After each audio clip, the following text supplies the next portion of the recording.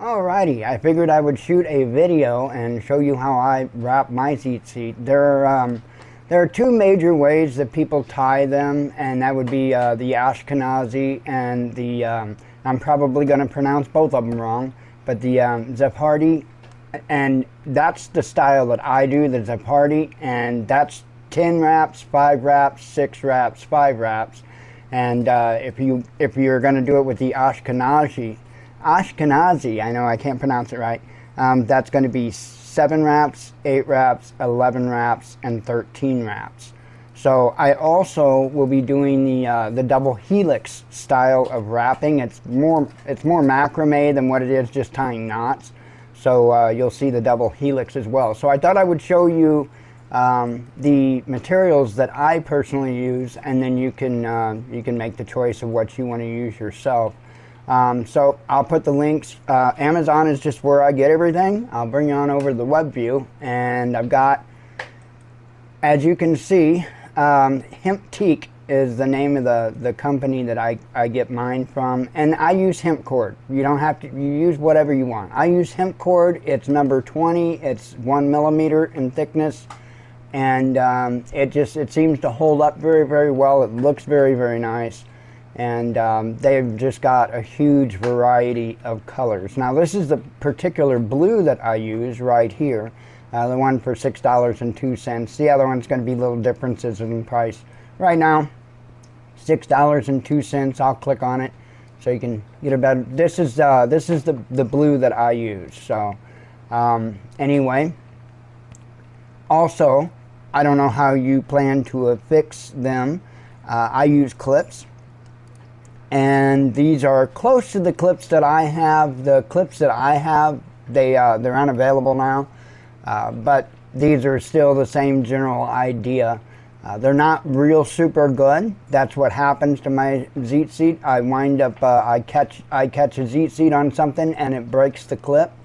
So they're not the most durable clips in the world, but at 120 of them for 10 bucks, I mean, what can you ask for? So you could spend a little bit more money, get a little better quality clips. There again, with however you plan to use them, you may not be using these types of clips at all. So I just wanted to show you those, and I'll give you again the links to the Helix page on Amazon here, and then also I'll give you a link for the clasps here. So anyway, I hope you enjoy the rest of the video, and hopefully I can successfully teach you how to tie Tzit.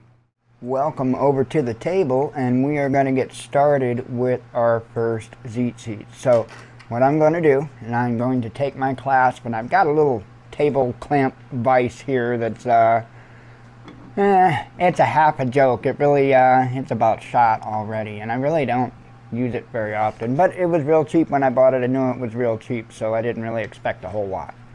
Okay, so what I'm going to do is I'm going to try not to tangle that, and I'm going to try to get one string of each color without knotting any of them or messing them up. So I've got one string of each color. Now what I'm going to do is my blue one's going to be longer. Now, I didn't go over that, I guess. I should better, huh? My blue string, how long? For wrapping the way that I wrap them, the blue string, I cut it 41 inches. And the other strings, I cut it 30 inches. So, your 3 other strings at 30 inches, your blue string at 41 inches. That's what I use for this. This is 1 millimeter, number 20 hemp cord. So that's what I use for it. So we've got our clasp in there. I'm going to grab the other colors first. I'm going to grab one end of the other colors and get them together. And I'm sure, as you guessed,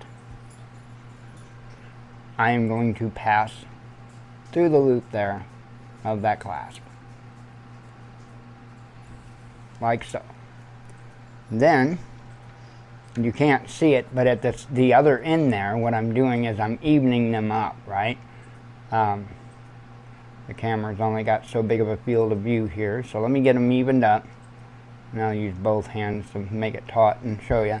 So that's what I've done, right? I've evened up, if I can get it on the center there, I've evened up the strings, or close enough for us, right? So I evened up the strings. Now I'm going to take my blue, while I'm still holding there, I'm going to take my blue, pass it through the hole, and then, you know, I'm using both my hands, but I don't know what else to tell you. It's, you know, I just got used to working with my hands with everything I've done in life, so if you have troubles with that, holding on to them and all, I don't have any advice really that I can help you with. So I've got everything even, right? I've got everything even, and I've pulled them all like that. So as you can see, they're all even except for the blues. The two blues are even. Their two ends are even. However, of course, they're not going to even up with the other colors because they're longer. So I got all the strings evened up like that. And what I'm going to do is I'm going to grab it here. I'm going to hold tight, and so I can re-grab it up here. And I do believe this is called an overhand knot. I know how to tie a bunch of knots and their different uses, but I'll be damned if I can remember the names, right? So I just tie a knot, and yes, that does look rough. So what I'm going to do, and this is important, I'm going to go in one at a time, and I'm going to just give it a couple tugs. I'm going to tighten that down a little more. I'm going to just give that string, each one independently, a tug. Actually, more like 3, 4, 5 tugs.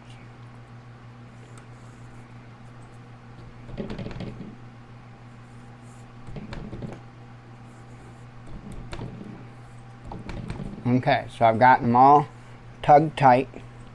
Okay, now what I'm going to do is find where my blues are, and I'm actually gonna, what I'm gonna do is I'm gonna kind of put this one blue down under like that.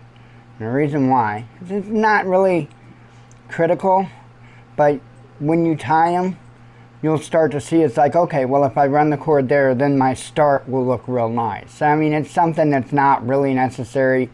You probably really wouldn't notice it anyway, but nonetheless. So what I'm basically doing is I'm getting the blue cords separated from the rest of the colors. You see that? So I've got one blue cord running out to the right, my right, and the other blue cord running out to my left. And then I've got the other ones here. So what I'm going to do, and this is to do the double helix, I'm going to take this string here, and I'm going to go over the top of all the cords, but I'm going to go under the cord on the left, which would be your right. Okay? See how I did that? Now, I'm actually going to go with this one. I'm going to go under all the other cords and up through. You see what I did there? So let me grab both blues here and tighten it up a little bit. Now again, I do Sephardi, so my first set of knots, there'll be 10. So what I do is I just kind of cinch it up. That first one, I don't try to pull real super tight because you can do it and it won't make it as neat if you over tighten it. So I won't pull super tight on that first one. I'll get it to where I want it, and I'll be good with that. So that's number 1, and there's got to be 10 of them. So of course, like I said, I go over with this one, and I actually cheat, by the way, because it just is what it is. Let me show you what I do. Okay, you see how I went over with this one here, right? And then so what I do is I went over with that. And what I do is I just reach in. It's got to go under this one. And what I do is I just reach in, right? Wait a minute. I got messed up. See how I did that here? It's one thing showing somebody how to do it and then just doing it, you know? So anyway, I went over the top. I'm going to go under the other one, okay? Under the other one, but this one's going to go underneath the whole group. You guys, I know you see what I'm doing on the camera. It's really hard for me to put it in words. I don't know how to tell you to navigate the little bunny, you know what I mean? But you see me doing it. It's pretty, really, it's simple. And I just pull it up to it. Again, tighten it a little bit, pull it up, tighten it a little bit, pull it up, and then you can get a little bit, you know, more mean behind your tightening of your knot, because you're not going to pull that one too small. So then do that. And again, and I've got a way of doing this, okay? So you see, I'm just going to shut my mouth and I'm going to do it, and I'm going to see if you catch on to what I'm doing, because it's a quicker way of doing it. So that was knot number 2. We're going to be on knot number 3, so you see me throw the line over like that, right? So it's automatically under this one. So what I do then is I just come under, I come in, I should say, and then this is here, right? Keep it up, and I grab that other one and I just pull it up through. And I don't know if you saw what I did there. It's really hard for me to explain it as I'm doing it. It's really kind of hard to explain it at all. But I'm doing my best to show you. Maybe you'll catch on to how I'm moving my hands to do that. So that's number 3. And I am just going to continue on. Put my first one over, right? And it's going to go under here and up through here, like that. And I think I messed up. I messed it up somehow. Okay, so again, we're still at 3, working on 4. Go over, under. There we go, got it that time.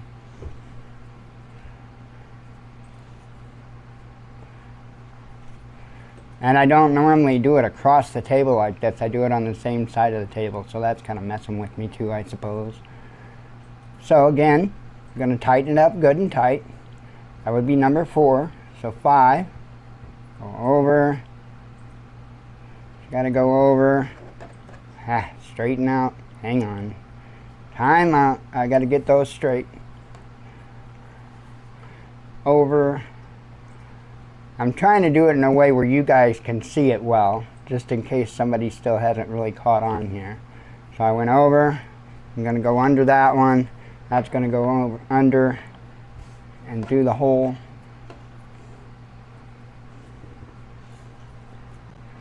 Yay.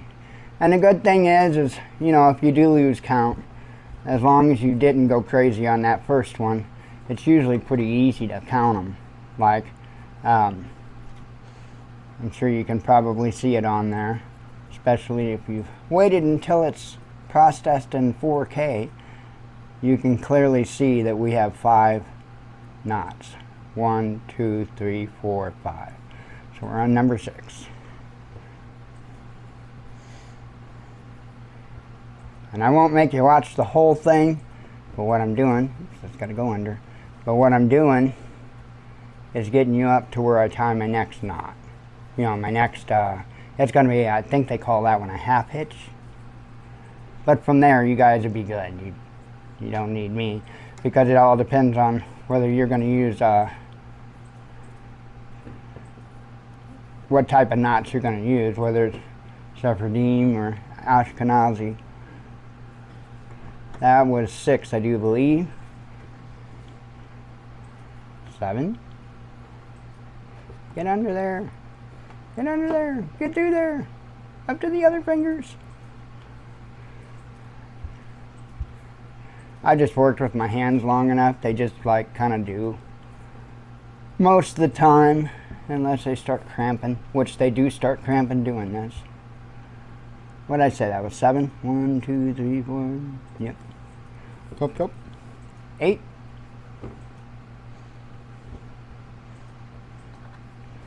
And again, trying to do it in a way that you can see what I'm doing, but at the same time I can still manage to get it done.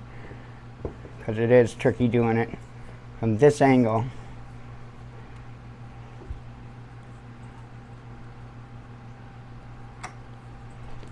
That should have been 8.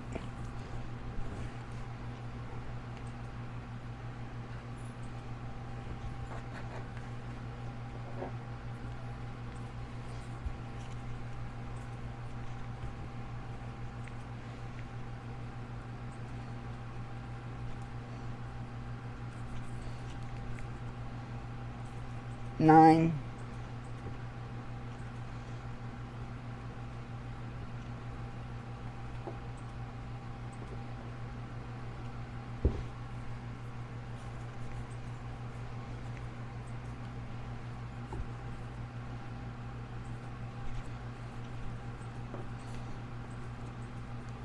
There it went. And that would be 10. And then what you want to do is you want to separate one set of strings again, you know, each color on each side, right? And this is, I believe, a half hitch, right? Half hitch knot, I believe. Half hitch, I do believe, yeah. And you tighten that up good and tight. And then now, I just go on and I continue on with my next series of knots, which in the style in which I do mine would be 5. So 10, 5, 6, 5 for Sephardi.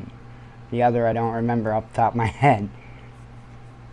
So anyway, and that's all you do. You start your next set of knots. Again, on your first knot, be careful not to get too grizzly with it on tightening it. So otherwise it'll make it look kind of small and not as uniform. So that's it. And then I will come back. Let me get this done. I will come back and I will show you how that I trim the ends. And because I will not trim this. I will get the knots all tied in all 4 of the Tzit seal, or Tzit, however you prefer. And then I will cut them all at the same time to make sure that I get them all uniform length. OCD perhaps, but whatever. I like them to be neat and uniform. I try to take care, I try to take pride when I tie my Tzit. So anyway, I'll see you back when I am ready to trim them to length, and I'll show you how to do that.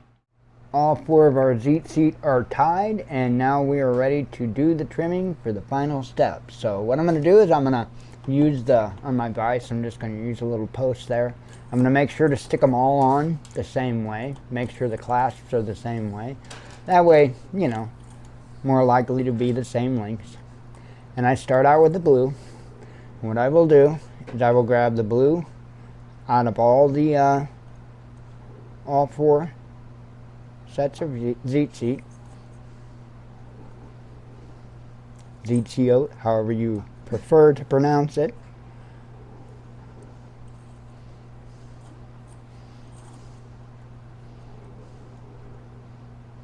Okay, we got all the blues here, and I'm just going to try to make sure, oops, I'm pulling the vise here. I was trying to keep it in camera, but that's going to be a little hard, so just bear with me on this. And what I'm going to do is I'm going to fold them over like you've seen me do before, and we can get a good representation there. And it looks like right there is going to be our shortest one, so we're going to trim them all to the length of the shortest one, because that's as long as we can make those. Huh? Do another little quick trim here.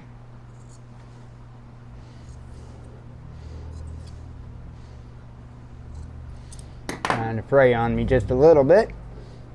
I'm afraid not. Okay, so got that. Now I'm going to grab all the other ones. Since I've got the blues here, I'm just going to grab all the other ones with my hand. I'm going to keep pulling, pulling, pulling. And we need them to be shorter than the blues. And so, I don't know, something about there looks about good. And I'm going to just try to get them all as straight as I can. And I know I'm barely on the camera there. Let me pan up just a hair there. Okay. And so all I'm going to do is try to cut these as straight as possible. And again, just to show you, I want to make sure that that blue is significantly longer. And I just go ahead, since this is like done in the double helix with the, you know, like the macrame style, I go ahead and leave both the blues hang. I know a lot of Tzit just have one blue string hang. It's not right or wrong either way. You can have both blue strings hang, that's fine. So as far as I know, there's, you know, it's not that specific when it comes to tying your Tzit. So anyway, we are positive that our lengths are correct. Take the scissors and just cut as straight as I possibly can. And now we have us a set of Tzit. We're ready to go. That would be a backup pair. So I've got, I don't have the others finished yet. This is the only set that's completely finished. So I've got one other set that I've got to get started, at least the first knot, getting them all on the clasp and the first knot.